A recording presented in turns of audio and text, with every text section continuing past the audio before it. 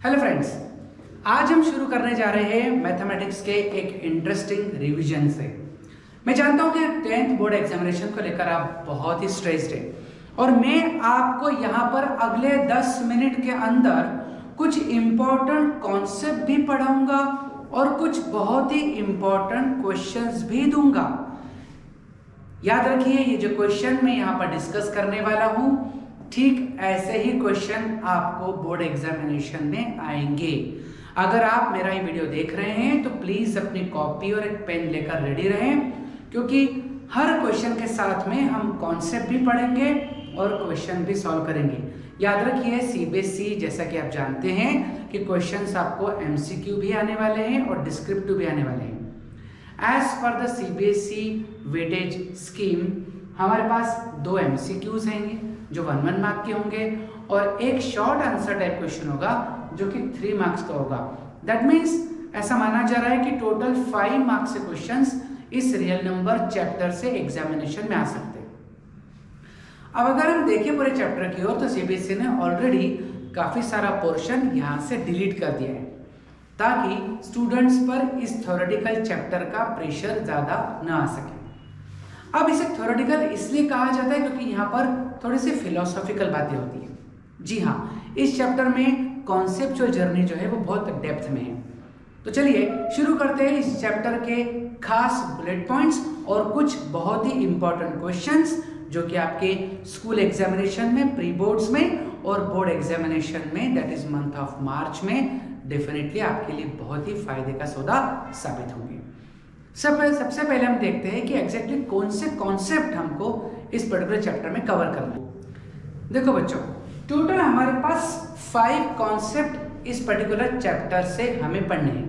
पहला concept, fundamental theorem of arithmetic. अब ये क्या बोलता है कॉन्सेप्ट? ये कॉन्सेप्ट सिर्फ इतना सा है कि दुनिया में 2 तरह के नंबर होते हैं जनरली, एक प्राइम और एक कंपोजिट। तो ये थ्योरम बोलती है कि every composite number can be uniquely express as a product of primes. हालांकि ये बात आप क्लास 6 और 7 में पढ़ चुके हो कि किसी भी कंपोजिट नंबर को हम प्राइम नंबर्स के मल्टीप्लिकेशन के फॉर्म में लिख सकते हैं, लेकिन फिर भी इस पर्टिकुलर कॉन्सेप्ट को अगर हम हल्के में न ले तो ही बेहतर होगा, क्योंकि काफी इंपॉर्टेंट और इन डेप्थ क्वेश्चन इस पर्टिकुलर कॉन्सेप्ट से बनाए जा सकते हैं। ठीक है, सेकंड कॉन्सेप्ट है यूक्लिड डिवीजन एल्गोरिथम। आप तो जानते ही हैं कि जब भी हम किसी नंबर को दूसरे नंबर से डिवाइड करते हैं तो जिस नंबर से डिवाइड कर रहे हैं वो क्या होता है? डिवाइजर। जिसको डिवाइड कर रहे हैं वो कौन होता है? डिविडेंड। हमें जो आंसर मिलता है उसे कहते हैं क्वोशिएंट, और अगर कुछ रिमाइंडर बच जाए तो डेफिनेटली उसे कहते हैं रिमाइंडर। ठीक है, तो dividend equal to divisor into quotient का रिमाइंडर। अगर मैं किसी एक नंबर को b से डिवाइड करता हूं तो q क्वोशिएंट और रिमाइंडर r मुझे मिलेगा। याद रखिए, इस रिमाइंडर की वैल्यू 0 या 0 से बड़ी हो सकती है, लेकिन ये डिवाइजर से हमेशा छोटी रहेगी। ये बेसिक कॉन्सेप्ट है और इसी के बेसिस पर हम 2 नंबर का HCF और LCM पता लगा सकते हैं।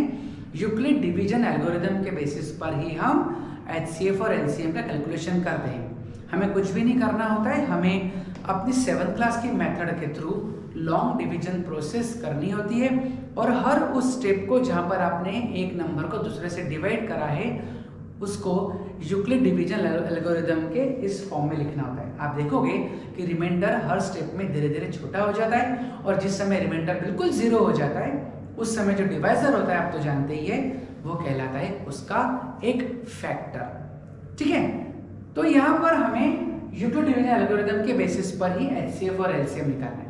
एक बात और ध्यान रखना है कि 2 नंबर्स अगर p और q है, उनका मल्टीप्लिकेशन उनके HCF और LCM के मल्टीप्लिकेशन के बराबर ही होता है। हालांकि ये कॉन्सेप्ट क्लास 7 में भी था, पर क्योंकि chapter real number class 10th में है तो हम इस कॉन्सेप्ट को भी याद रखेंगे ताकि कोई क्वेश्चन अगर इसके ऊपर आता है तो हमें करते आना चाहिए। फोर्थ कॉन्सेप्ट है p upon q in rational number and it's decimal expansion. हालांकि क्लास 9th में आपने रैशनल नंबर के बारे में काफी कुछ पढ़ा है।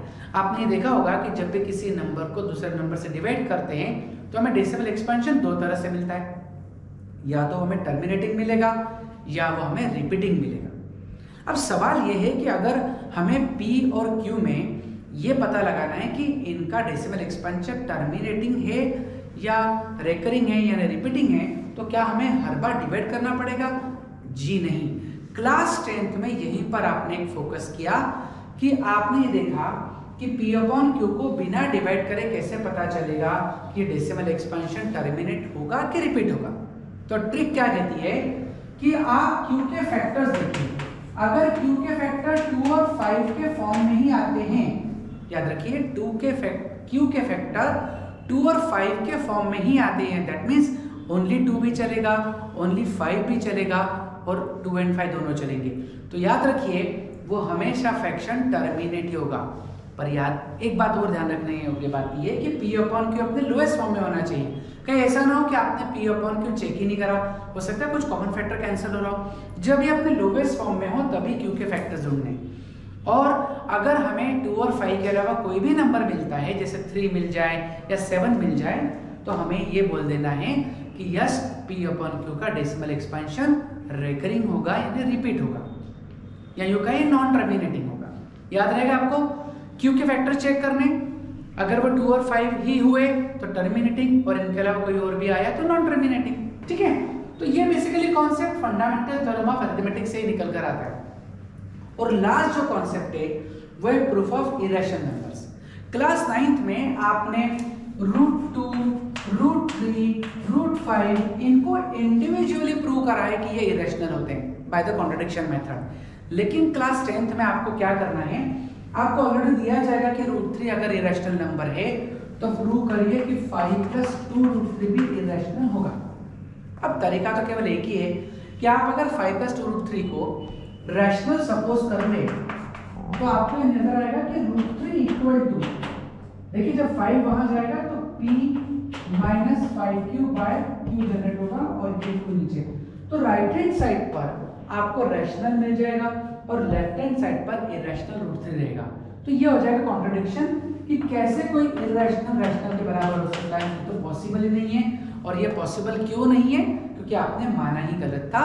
तो इस तरह हम 5 + 2 √3 को इरेशनल जस्टिफाई कर सकते हैं बाय कॉन्ट्रडिक्शन मेथड। इसमें जो सबसे कठिन कॉन्सेप्ट था यूक्लिड डिवीजन लेमा, वो सीबीएसई ने सिलेबस से हटा दिया। आप बहुत लकी हो कि आपको वो लेमा पर बेस्ड क्वेश्चंस एग्जामिनेशन में नहीं आएंगे, अदरवाइज वो अलग ही एक तरह के प्रूफ्स थे जिसमें बहुत लॉजिकल थिंकिंग, लॉजिकल स्टेटमेंट लिखना पड़ते थे, तब जाकर आप जस्टिफाई कर पाते थे। तो यहाँ पर अपना समय बचने वाला है एग्जामिनेशन में, और ये जो क्वेश्चंस यहाँ पर हमें करने हैं विन कॉन्सेप्ट पर बेस्ड, वो बहुत ही लॉजिकल और ट्रिक बेस्ड होंगे। मैं अब आपको बताने वाला हूँ 5 इंपॉर्टेंट क्वेश्चंस जो कि बोर्ड एग्जामिनेशन में आपके लिए बहुत फायदे का सौदा साबित होंगे। तो चलिए कॉपी पेन लेकर रेडी रहिए, और ये भी बुलेट पॉइंट जो मैंने यहाँ पर आपको 5 कॉन्सेप्ट दिखाए ये भी आप लिख के रखिए। याद रखिए जो बच्चे ऐसे वीडियोस के स्क्रीनशॉट लेके रखते हैं उनके अच्छे नंबर नहीं आते, वही बच्चे अच्छे नंबर ला पाते हैं जो वीडियो में दिखाए गए कॉन्सेप्ट्स को अपने कॉपी में नोट डाउन करते हैं और उनका बार बार रिवीजन करते हैं। ठीक है, तो चलिए देखते हैं हमारे पास पहला क्वेश्चन कौन सा है। चलिए देखिए पहला क्वेश्चन कितना इंटरेस्टिंग है और कितना इंपॉर्टेंट भी है। हमें यहाँ पर ए बी से 3 नंबर दिए हैं। ए है 2³ × 3, बी इज 2 × 3 × 5 और सी की वैल्यू है 3 to the power n × 5।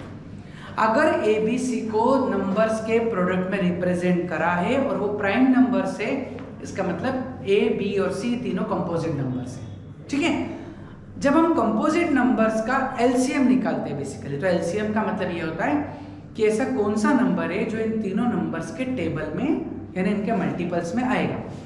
अब एलसीएम की वैल्यू तीनों की मिलाकर दी है 2 की पावर 3, 3² और 5। अब एलसीएम का लॉजिक याद रखिए। सबसे पहले एलसीएम का कॉन्सेप्ट ध्यान रखिए कि जब हम प्राइम फैक्टर्स देखते हैं तो जो फैक्टर कॉमन है वो तो अपने को देखना ही है, और जो अनकॉमन है उन पे भी नजर रखनी है। जैसे 2 यहाँ पर भी है, यहाँ पर भी, पर यहाँ नहीं है। तो एलसीएम का लॉजिक कहता है कि 2 जिसमें भी है उसके मैक्सिमम पावर क्या है 3, तो उसी को लेना है। अब 3 देखते हैं, 3 इसके पास है तो पावर इसकी यहाँ पर कितनी है 1 है, यहाँ कितनी है 1 है और यहाँ कितनी है n है। उसने अपने को एलसीएम दिया है 3², मतलब मैक्सिमम 2 होगी पावर, और 5 क्योंकि यहाँ पर नहीं है तो उसकी पावर 0 है, यहाँ पर है तो 1 है, यहाँ पर है तो 1 है, तो मैक्सिमम पावर 1 ही आएगी। अब इस एलसीएम के लॉजिक से हमें n की वैल्यू पूछी है, तो याद रखिए मैंने जैसा कि कहा आपको कि 3 स्क्वायर अगर उनका एलसीएम माना जा रहा है तो 3 स्क्वायर यहाँ पर कहाँ, यहाँ है क्या, नहीं है, यहाँ है क्या, नहीं, मतलब यहाँ होना चाहिए। तो n की वैल्यू क्या पॉसिबल है? यस, n की वैल्यू पॉसिबल होगी 2। फिर मैं कह रहा हूँ कि कॉन्सेप्ट बहुत छोटा सा है कि नंबर्स को जब हमने कंपोजिट नंबर्स को प्राइम फैक्टर्स में रखा है तो प्लीज आप प्राइम फैक्टर्स के पावर्स पे ध्यान दीजिए। अगर आप मैक्सिमम पावर लेंगे अगर उनकी तो उनसे आपको एलसीएम मिलेगा, लेकिन अगर आपने मिनिमम पावर्स ली कॉमन तो आपको हाईएस्ट कॉमन फैक्टर एचसीएफ मिलेगा।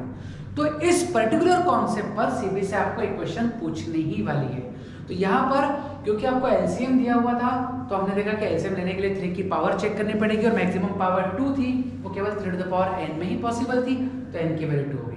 है ना मस्त क्वेश्चन। चलिए देखते हैं इसी कॉन्सेप्ट पर बेस्ड अगला क्वेश्चन आप कर पाते हैं या नहीं।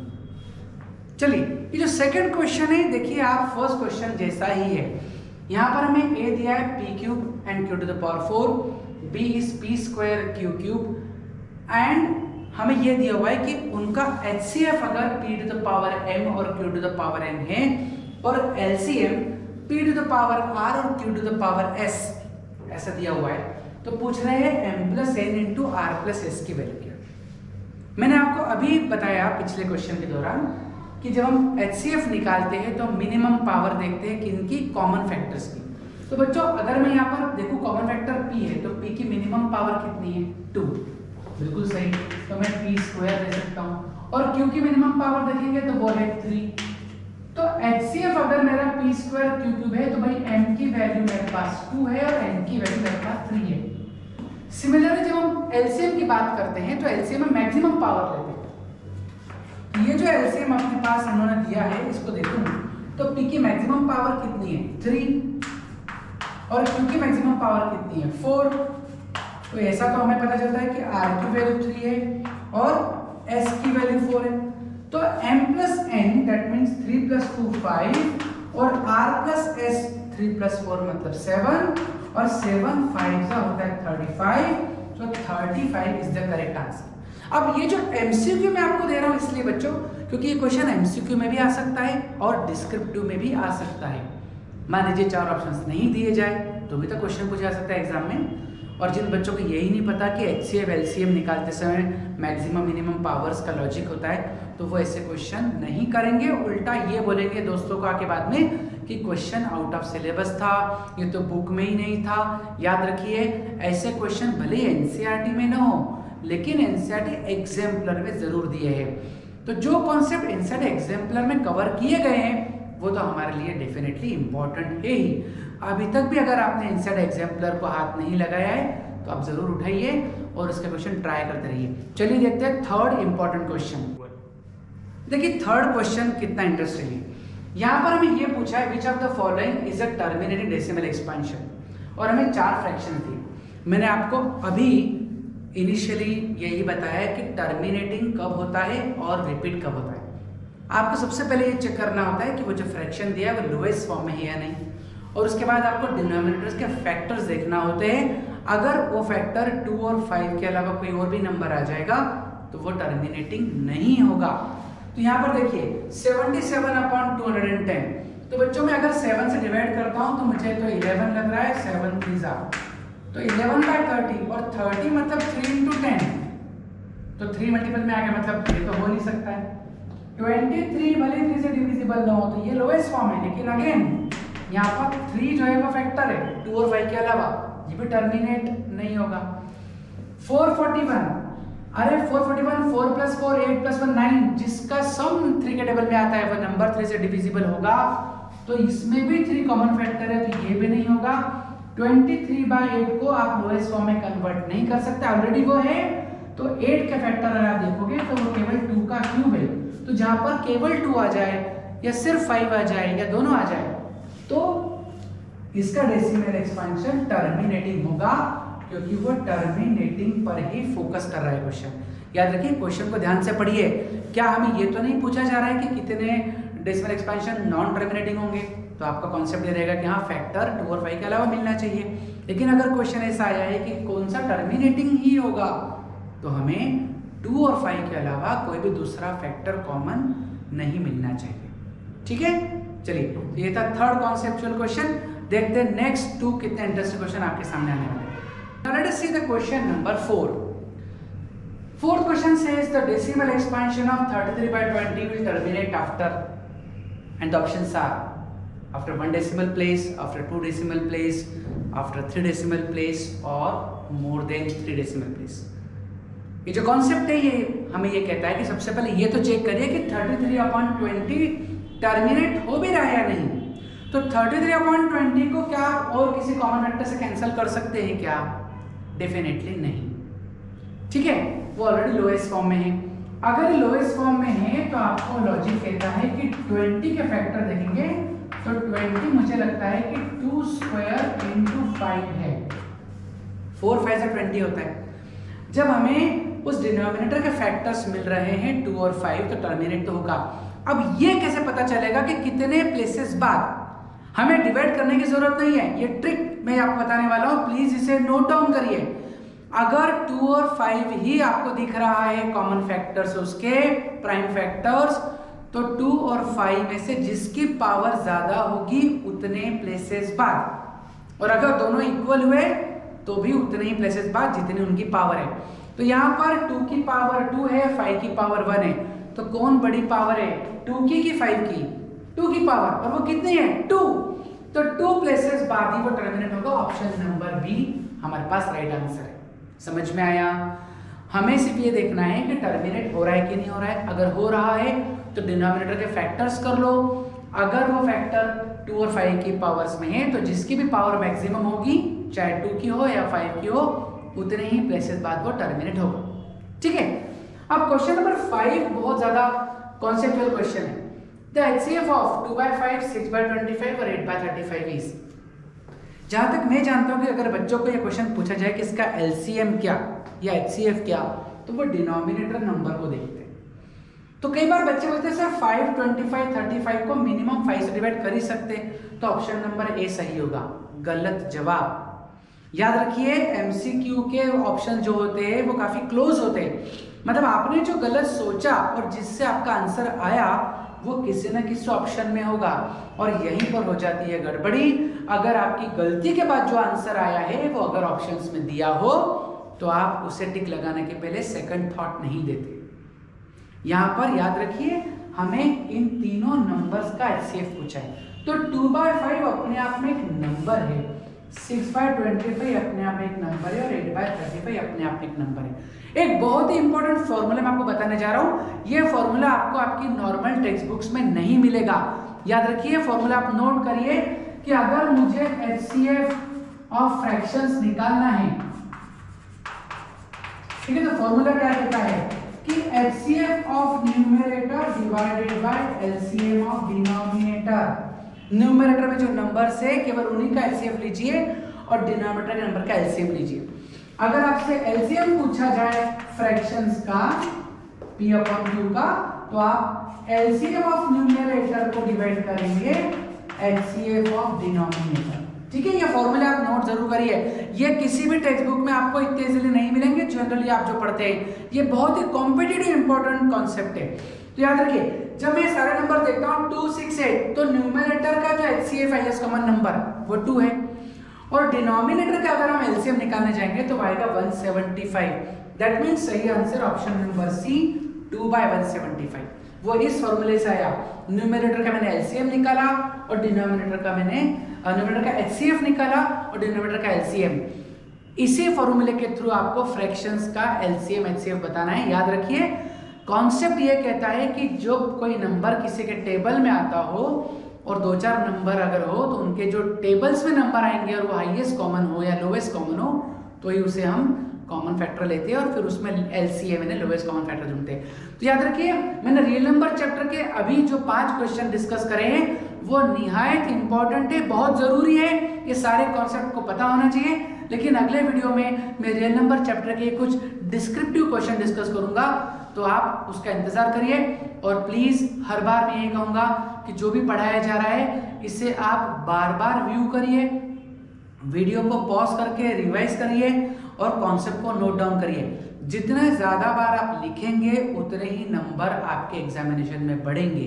ठीक है, चलिए फिर मिलेंगे, तब तक के लिए थैंक यू वेरी मच।